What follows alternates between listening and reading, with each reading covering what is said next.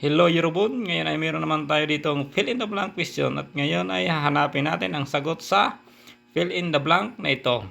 Number 13 9번 한국에 있는 위사의 blank 먼저 한국 언어력 시험을 봐야 합니다. 점수가 좋아야 한국에서 일할 수 있는 자격이 주어집니다. At para mahanap natin ang sagot sa fill in the blank na ito, iisa-isahin natin ang bawat sentence na nakapaloob sa question na ito. 한국, Korea. Ang nilagay ay Please particle. Inon, there is.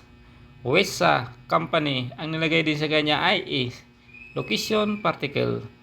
Sunod, blank. Munjo, first or una. 한국 언어력 시험을 봐야 합니다. Ang ibig sabihin ay kailangan mong ipasa ang kanilang language proficiency test o sa madaling salita ay ang Korean language. Jumsuga, ang jumsu ay score. Chuaya ay dapat ay maganda o good. Hangugiso sa Korea, ilhal su inun ay pili kang makapagtrabaho.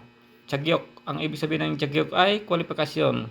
Chuujimnida, given o ibigay. At ito na ang apat na pagpipilian sa question na ito. Number 1, pugo harmyon. Ang ibig sabihin ng pugo ay pili natin siya sa report. Harmyon, kung balak. Kaya ang ibig sabihin niya ay kung balak mag-report. Number 2, chiop harmyon, mahard. Harmyon, kung balak. Kung itatranslate natin siya ay kung balak mo mahard. Number 3, pugo haguna at mag-report. Number 4, chiop haguna at mahard. Ang tamang sagot natin dito ay number 2, chiop harmyon. Kung balak mong mahard sa Korea ay kailangan mong ipasa ang kanilang Korean exam. Thank you for watching.